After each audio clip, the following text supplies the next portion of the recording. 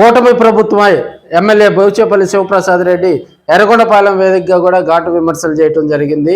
మరి రాష్ట్రంలో సుభిక్షమైన పాలన రావాలంటే 2029 ఎన్నికల్లో జగన్మోహన్ రెడ్డి గారిని సీఎం చేసుకోవాల్సినటువంటి ఆవశ్యకత ఎంతైనా ఉందని బోచేపల్లి శివప్రసాద్ రెడ్డి కూడా తెలియజేయడం జరిగింది.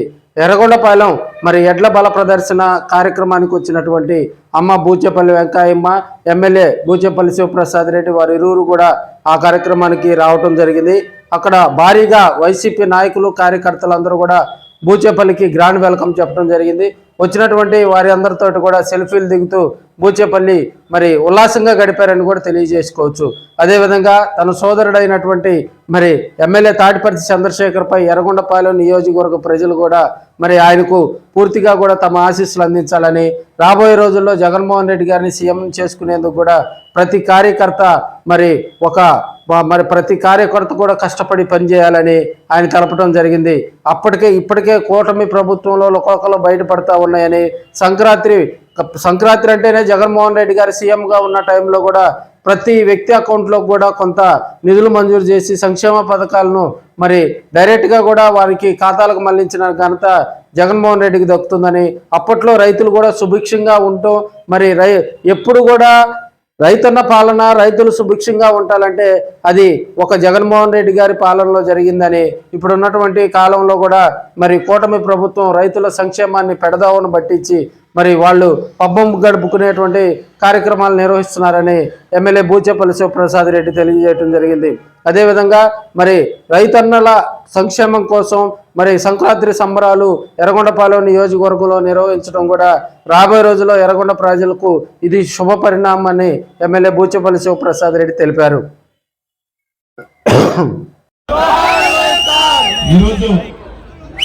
జాతీయ స్థాయి ఎద్దుల పోటీలకి సభాధ్యక్షులు వహించిన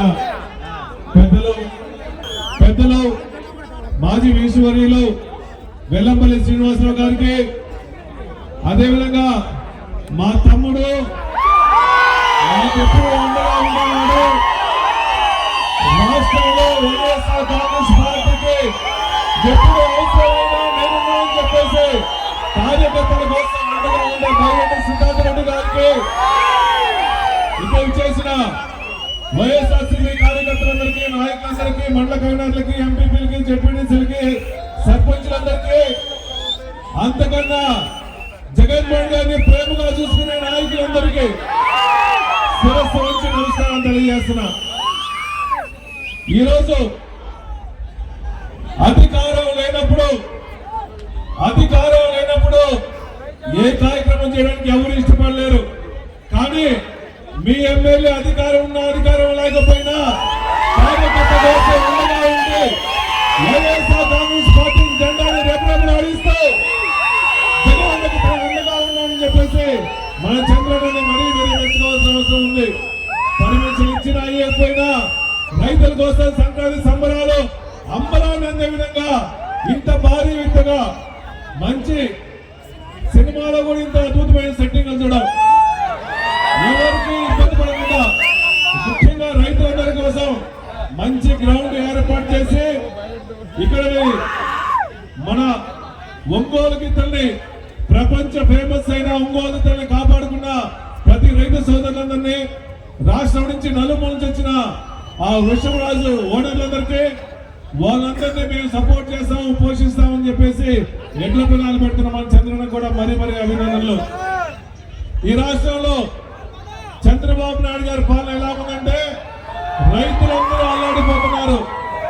ఈ రాష్ట్రంలో చంద్రబాబు నాయుడు గారు ఎప్పుడు దిగిపోతారా, మళ్ళా ఉన్న నాయకుడు మనకి ఎప్పుడు వస్తాడా, రాష్ట్రం మొత్తం ఎప్పుడు సస్యశ్యామలంగా ఉంటుంది, రాష్ట్రం మొత్తం రైతులు బాగుంటారని చెప్పేసి ప్రతి ఒక్కరూ మీరు కోరుకునే విధంగా 2029లో మన రైతుల కోసం, ప్రజల కోసం మన నాయకుడు మళ్ళా ముఖ్యమంత్రి అవుతాడు. మీ అందరి సపోర్ట్ తో ప్రతి ఒక్క వైఎస్ఆర్సీపీ కార్యకర్త నాయకులు మొన్న చంద్రబాబు ఏ విధంగా గెలిపించారో మళ్ళీ అందుకని ఎక్కువ మెజారిటీతో గెలిపించి జగన్మోహన్ గారు ముఖ్యమంత్రి పీఠంలో కూర్చోబెట్టడం కోసం ప్రతి ఒక్క వైఎస్ఆర్సీపీ కార్యకర్త నడుం కట్టాలని చెప్పి కోరుకుంటూ ఈ ప్రోగ్రాం ఇంత చక్కగా ఏర్పాటు చేసి దానికి సపోర్ట్ చేసిన ప్రతి ఒక్కరికి, ఆర్గనైజ్ టీమ్ కి, ఎంపైర్లకు కూడా, రెఫరీకి కూడా మరీ ధన్యవాదాలు చెప్పుకుంటూ సెలవు తీసుకున్నాం. జై జగన్. జోహార్